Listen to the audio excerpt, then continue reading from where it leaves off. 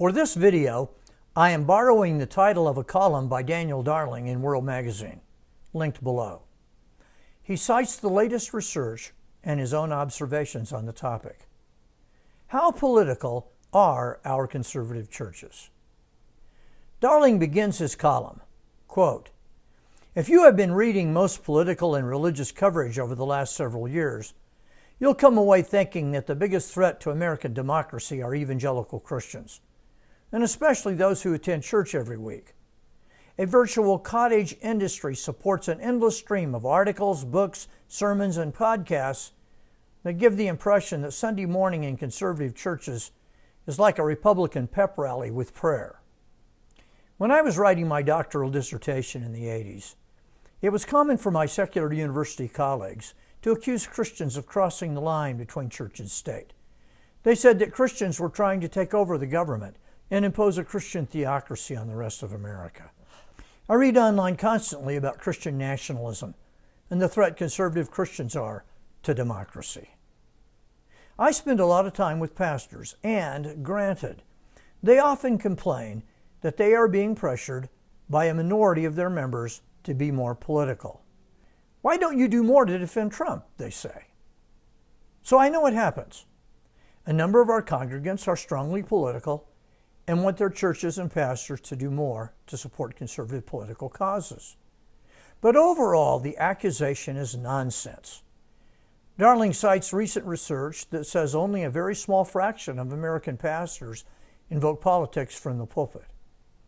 Quote, "To listen to many analysts, you'd think that in evangelical contexts, members are catechized every week in Republican talking points, given the latest tracking polls in their bulletins, and offer prayers to a statue of Ronald Reagan. And yet the opposite is true." End quote. Most conservative churchgoers will go a lifetime without hearing a politician's name mentioned in the pulpit.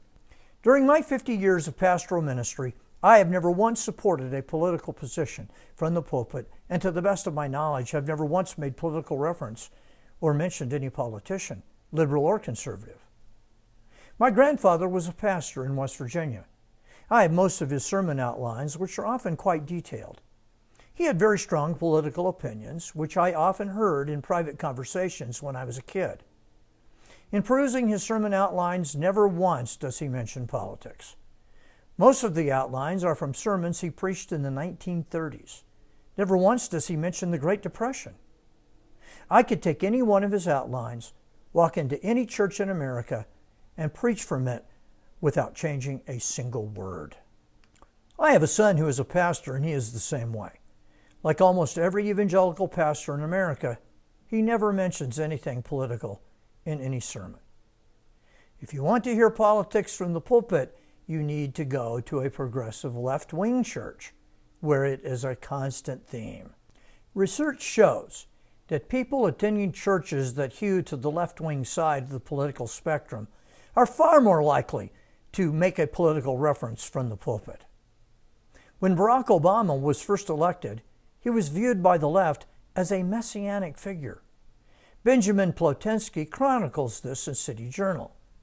Quote, "The American left, for all its claims to being reality-based and secular, is often animated by the passions, motivations, and imagery that one normally associates with religion. The better we understand this religious impulse, the better we will understand liberal America's likely trajectory in the years to come." End quote. Boy, was he right. The reason for all this is quite simple.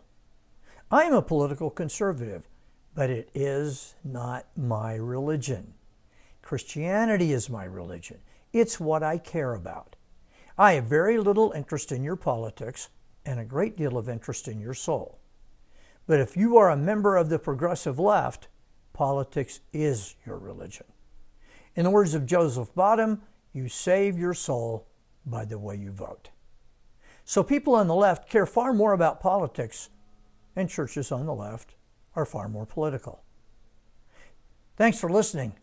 May our glorious God bless you this day in a mighty way.